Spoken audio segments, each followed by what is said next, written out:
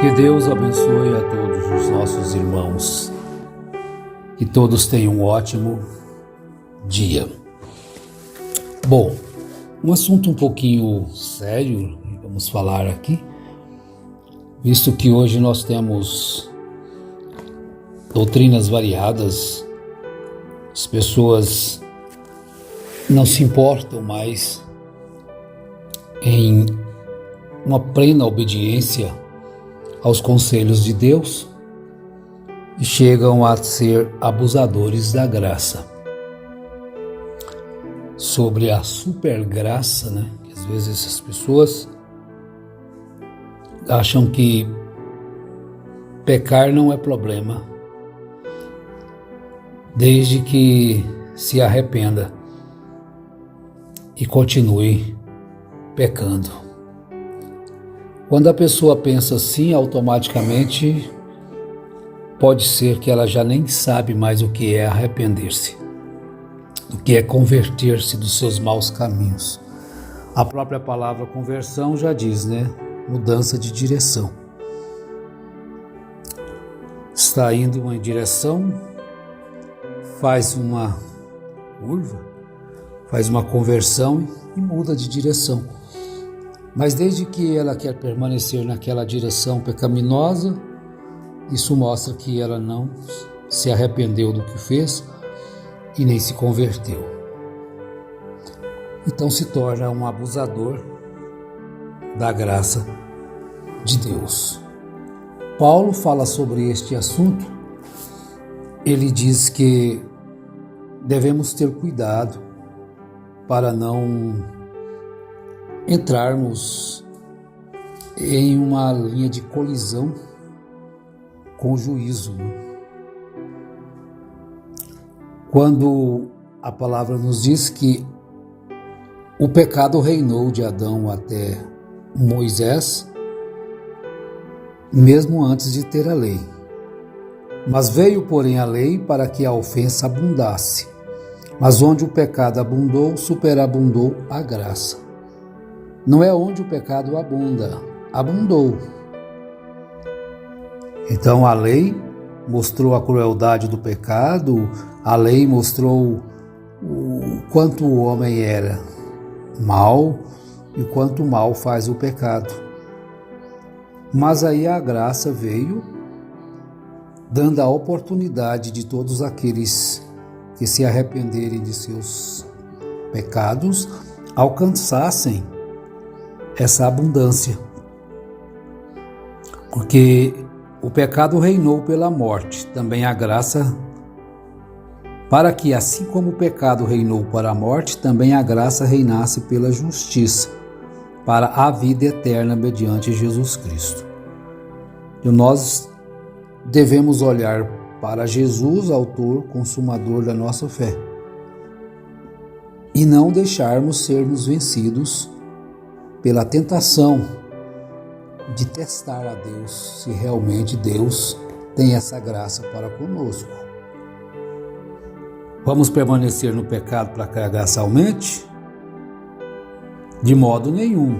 Nós que estamos mortos para o pecado, como viveremos ainda nele? Então nós não vamos entrar nesta questão de quanto mais se peca, mais é perdoado. É a graça, super graça, Então vamos pecar para que então a graça se manifeste mais em nossas vidas? Essa doutrina não é uma doutrina escriturística. Ela pode levar o homem a chegar numa condição igual chegou Esaú, que mesmo buscando com lágrimas não achou lugar para arrependimento. Que a própria palavra nos diz em Efésios, Paulo escrevendo, diz: não entristeçais ao Espírito Santo de Deus, no qual estáis selados. Chega o ponto que a pessoa entristece o Espírito Santo a tal ponto que ele não fala mais ao coração, porque Jesus disse que quem leva o homem a arrepender-se dos seus pecados é o próprio Espírito Santo. É Ele em você que mostra que você deve acertar sua vida. Agora, nós que estamos mortos para o pecado, como viveremos ainda nele? Se você ainda vive no pecado, com desejos de pecar, é porque você ainda não morreu para o pecado. Você ainda permanece no pecado. Você ainda não foi batizado em Cristo Jesus, você não foi sepultado com Ele no batismo, na morte. Então, Paulo diz agora, o capítulo 6, verso 4, de sorte que fomos sepultados com Ele pelo batismo na morte, para que, como Cristo ressurgiu dentre os mortos pela glória do Pai, assim andemos nós também em novidade de vida. Novidade de vida. Aquele que mentia não minta mais, aquele que roubava não roube mais, aquele que adulterava não adultera mais, porque agora você foi sepultado com Ele no batismo da morte, e agora você está vivendo uma nova vida, uma novidade. Agora a sua vida já não é mais pautada pelos desejos pecaminosos, mas pelos desejos de santidade. Oh, que coisa maravilhosa! Porque aquele que está morto está justificado do pecado. Ora, se já morremos com Cristo, cremos que também com Ele viveremos. Graças a Deus por isso. Aí no verso 12 do capítulo 6, Paulo diz: não reine, portanto, o pecado em vosso corpo mortal para lhe obedecerdes em suas concupiscências. Nem tampouco apresenteis os vossos membros ao pecado por instrumentos de iniquidade, mas apresentai-vos a Deus como vivos dentre os mortos e os vossos membros a Deus como instrumento de justiça. Olha o corpo aí. Esse corpo seu tem valor. Você quer ficar sem o seu corpo? Não, todos nós queremos o nosso corpo perfeitamente sadio para fazer os nossos trabalhos, termos uma vida saudável.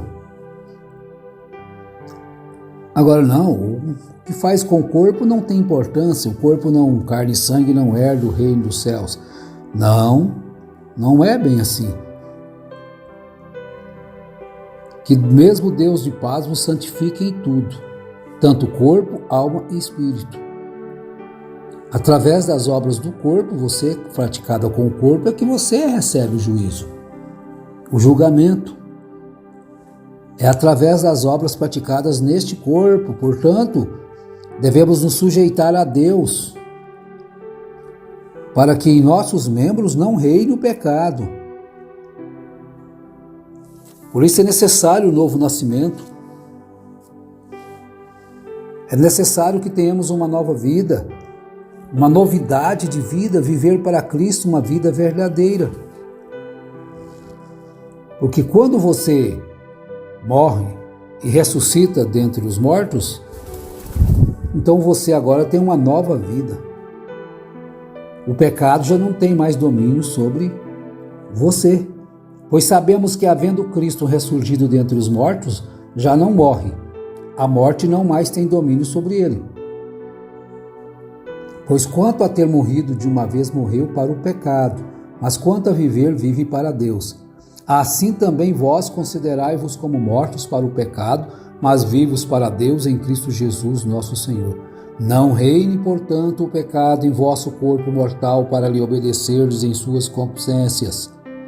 Nem tampouco apresenteis os vossos membros ao pecado por instrumento de iniquidade, mas apresentai-vos a Deus como vivos dentre os mortos e os vossos membros a Deus como instrumentos de justiça. Para que serve o corpo? Para praticar o bem. Para que serve o corpo? Para praticar justiça. Para que serve o corpo? Honrar a Deus em palavras e obras. Pois o pecado não terá domínio sobre vós, porque não estáis debaixo da lei, mas debaixo da graça. Mas então vamos, porque estamos debaixo da graça? Porque a graça superabundou, onde abundou o pecado, em mim não habita bem nenhum. Isso era no meu corpo, mas agora você vai apresentar o seu corpo para praticar o bem. Que diremos, pois?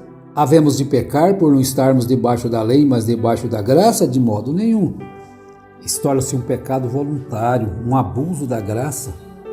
A graça me perdoa, Jesus é bom, Deus é bom. Deus é bom, Deus é justiça também, Deus é amor. Aquilo que o homem semear, ele vai colher. Vocês não têm a liberdade que Deus nos dá, é uma liberdade para não pecarmos e não uma liberdade para instituir o pecado. Eu sou livre, então eu sou livre para fazer o que eu desejar de errado? Não sabeis vós que a quem vos oferecerdes por servos para lhe obedecer, sois servos daquele a quem obedeceis, ou do pecado para a morte, ou da obediência para a justiça? Qual que é melhor, você ser servo do pecado ou servo da obediência? Ou servo de Cristo ou servo de Satanás? Você vai ter que fazer uma decisão. Agora Paulo diz no verso 17 do capítulo 6, mas graças a Deus, que tendo vós sido escravos do pecado, obedecestes de coração à forma de doutrina que fostes entregues. Fostes libertados do pecado e vos tornastes escravos da justiça. Agora, onde está o seu prazer hoje? Seu prazer está na justiça. Onde está o seu prazer hoje? Seu prazer está na piedade. Onde está o seu prazer hoje? Seu prazer está na obediência a Cristo. Então veja a diferença, a transformação, a vida vivida, Cristo em vós, a esperança da glória. Hoje é isso, você não carrega mais aqueles desejos pecaminosos de explorar uma libertinagem dizendo ser liberdade. O importante é que eu esteja na igreja, o importante é que eu não saia da ceia, o importante é que você viva uma vida digna do Evangelho. Porque você já foi servo do pecado. Nós já fomos servos do pecado. Nós nascemos na iniquidade. Então, quando éreis servos do pecado, estáveis livres da justiça. Então, nós praticávamos frutos aos quais os envergonhamos. Por quê? O fim era a morte. E que fruto tinhais então das coisas de que agora vos envergonhais, pois o fim delas é a morte? Mas agora libertados do pecado e feitos servos de Deus, tendes o vosso fruto para a santificação e por fim a vida eterna. É isso que é a vida cristã, isso que Cristo faz em nossos corações. Ele muda-nos. O nosso prazer se torna agora na obediência à palavra e não da transgressão à palavra. A nossa liberdade agora é a liberdade que não somos mais prisioneiros do pecado. Portanto, agora somos prisioneiros da justiça. A nossa alegria é quando praticamos a justiça. A nossa alegria é quando podemos cumprir aquilo que Deus quer em nossas vidas. Para que não venhamos a provar dos dons celestiais e depois não achar lugar de arrependimento, como Esaú também não achou. Então Paulo diz isso em Hebreus capítulo 6. É impossível que os que já uma vez foram iluminados e provaram o dom celestial e se fizeram participantes do Espírito Santo e provaram a boa palavra de Deus e os poderes do mundo vindouro. Aqueles espias, eles trouxeram a evidência de que a promessa de Deus é real, de que a terra realmente manava leite e mel. 2 homens para carregar um cacho de uva. E eles então provaram a boa palavra de Deus e os poderes do mundo vindouro. Eles provaram que ali era maravilhoso, que as bênçãos de Deus. Mas quando eles então deixaram que o medo, a estupidez, a falta de confiança em Deus tomasse conta dos seus corações, eles infamaram a terra. Então eles foram impedidos de entrarem na terra. Viram as evidências, provaram da bondade de Deus, provaram do seu amor, provaram da sua graça, mas não puderam entrar na terra prometida. Veja o que Paulo diz no verso 4. É impossível que os que já uma vez foram iluminados e provaram o dom celestial e se fizeram participantes do Espírito Santo e provaram a boa palavra de Deus e os poderes do mundo vindouro e depois caíram, sejam outra vez renovados para arrependimento, porque de novo estão crucificando para si mesmos o Filho de Deus e expondo-o ao vitupério. Não entristeçais ao Espírito Santo de Deus, não provoqueis a ira, porque eles receberam a sua sentença, estes jamais entrarão, eles jamais possuirão a terra, mesmo tendo tido o privilégio de ver a sua bondade, de ver as suas riquezas, de ver a promessa com seus olhos naturais, viram lá, mas não puderam possuir a terra. Então, meus irmãos, nós devemos observar esses ensinamentos, essas coisas, para que nós não venhamos a nos incorrer nos mesmos erros que eles incorreram. O abuso da graça. Doutrinas diabólicas que levam o homem a viver uma vida imunda, sem buscar a santificação, leva a mulher a viver uma vida imunda sem santificação e pensar que está tudo bem. Eles provaram a boa palavra de Deus. Então, quantos já provaram a palavra de Deus, mas pisaram no sangue, no abuso da graça? Deus é bom, que Deus é bom, todos nós sabemos. Deus é amor, todos sabem que é amor, mas Deus é justiça. Então que Deus nos ajude, nos abençoe a permanecermos firmes, amando a Deus sobre todas as coisas e ao próximo como a nós mesmos. Em nome do Senhor Jesus Cristo. Amém.